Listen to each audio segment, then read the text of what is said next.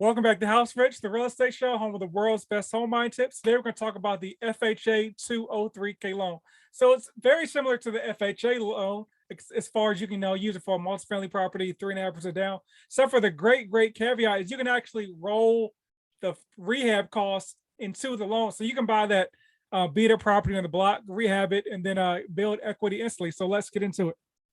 Just going to read this here for you for the folks listening to the podcast. So, an FHA 203K loan is a government-backed mortgage that is essentially a construction loan that finances both the purchase and repairs on a home. These loans are intended to support home ownership among lower income households who can improve and update older properties as their primary residence. Yes. So let's get into some of the requirements. So basically, it's the same guidelines as an FHA loan program as far as DTI, down payment, etc. As far as like the loan limits, it's the exact same loan limits. You have to check your local jurisdiction, local county for your loan limits. To do that, literally just Google FHA loan limits and whatever county you're in. Simple as that. So once again, it has to be for your primary residence. This can't be like an investment property per se. But once again, with the FHA loan, you can live in the property for a year and then you can move out and turn it into an investment property, or you can buy a multifamily property, which is kind of an automatic investment property because you're living there and collecting rent from other people. And one cool caveat to the FHA 203K loan is that the timeline starts the day the loan closes, not the day you move in. So if you go back to this episode 2, my guest there, he actually did the FHA 3K loan. It took forever. He wasn't even finished with it when we were doing the interview, but a year would pass for and this is during COVID, a year would pass for all the rehabs and stuff to go down to the point that he does actually technically doesn't even have to move into the property because a year would have passed between the closing loan and the renovations, which is supposed to say 6 months, but I guess they can go a little bit longer, but that's a real life example. And so once again, it can apply to a multifamily property. And so there's two type. There's like limited, which is like less than $35,000, and you don't need a HUD consultant. So a HUD consultant is somebody that basically goes out there and examines the work to make sure that, if you're saying, hey, there's $75,000 of renovations needing to be done, there's someone that goes out there and actually does to make sure that the contractor is doing what they're supposed to. So for two reasons. So one, that your lender doesn't lose money, and then two, so that you don't lose money and they're not just giving money out to whoever for whatever reason to whoever for whatever reason the repairs aren't getting done, and then now you're underwater in the property, or now you need more money, yada yada. And then there's like what I call the normal, which is basically not what I call the normal. Yeah, I guess it's what I call the normal. I put air quotes on it, and so it's basically anything above 35K. It's kind of that normal category there. And then so what are some of the uses? So one, just to fix hazards and stuff that are broke down with the property, and so stuff that typically would not typically, but stuff that definitely would not pass a normal FHA inspection or really a normal any type of finance inspection. So we're talking about railings, roofs, foundation. Foundation is a killer for like a conventional loan, and it's a killer because like a lot of times I see people try to do and this is after, like when the foundation breaks down while you're in the property, folks will try to do like, hey, I need $20,000 to fix this foundation. I need to do a cash out refinance to fix the foundation. But the lender's like, we can't lend on this loan with the foundation cracked. So you can't get the money to fix the foundation, which you need to fix to get financing to do the cash out refinance. So it's a good opportunity for that. So let's say you come across a house where the seller might really need to sell because they can't do anything with the property. They can't pull money out of the property due to this foundation being messed up. You can swoop in there with the FHA 203K loan, take it off their hands, get the foundation fixed as part of the deal. And of course, cosmetic repairs, appliances, countertops, bathrooms, per se, stuff to make the property look better, stuff that you would be using when you're rehabbing the property, essentially.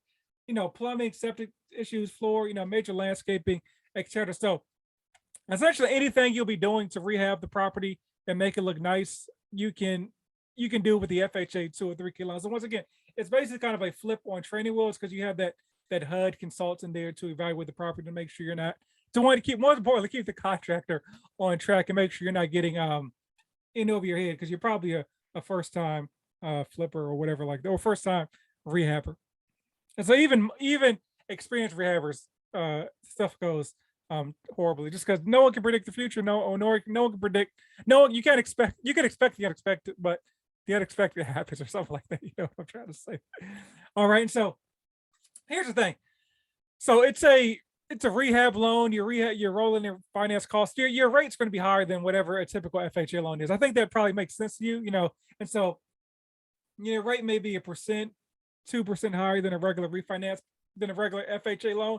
But here's the thing: even with the FHA loan, you should be trying to refinance a year afterwards, anyways, because once again, you know that mortgage insurance stays on the loan forever. And so, you know, the work got to be done by a licensed contractor. It's not like you can say, hey, you know, give me $80,000.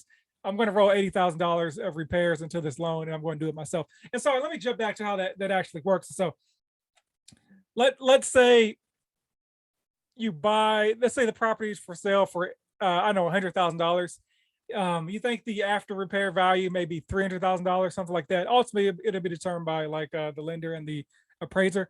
And you're like, hey, we're going to need $80,000 of repairs. And so you get like itemized list of repairs to submit to the lender, and then you'll get a loan for like $180,000. That's essentially how that works, as far as you know. 80 and basically 100K goes to the property, 80K goes to your um goes through the contract, and it's kind of put out in draws, and the HUD inspector helps orchestrate that process. And so, so once again, you have to have a licensed contract. It can't be you just doing yourself like sweat equity or something like that. And so I got to share the next bullet point. A loan is 100%, 110% of future value or purchase price plus repairs, whichever is less. And so once again, the contract. Oh, so literally, I could have just read the next bullet points that I put down. Sorry, I did this presentation like 6 months ago. Contractor submits bids and itemized repairs to the lender for the approval, and then you send it to the appraiser to project like the max value, as I was kind of saying. And then, the process typically takes about, 60 to 90 days. It's supposed to max out at 6 months. But once again, my episode 2 guests, their process was going on like 10 months as we were having our conversation. This was in the middle of COVID.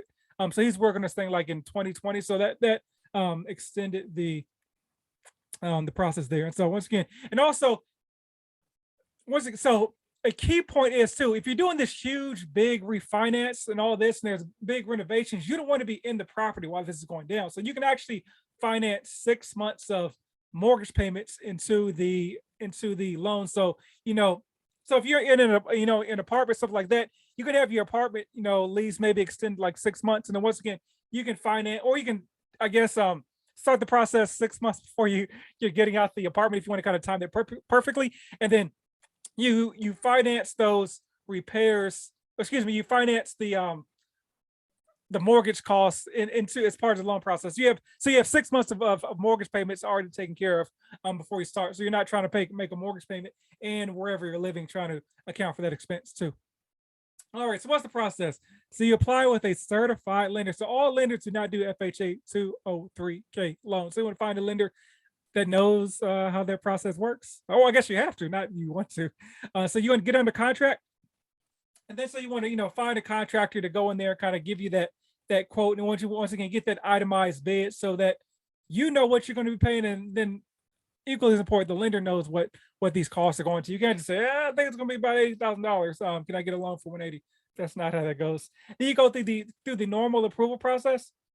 You close the loan, and once the loan is closed, obviously you're not. That's when the repairs start. You can't obviously start the repairs before you close on the loan on somebody's house, and then you move in. So that's really it. That's a quick overview of the FHA 203K loan process. If you got any further questions, drop them down below in the comments. Shoot me a DM, and that is the end of the episode. So if you got value out of this, subscribe, share with a friend. If you listen to the podcast, leave a review. I really appreciate that. That helps me know what you guys like, and helps me know what stuff to produce for you guys in the future. Thanks.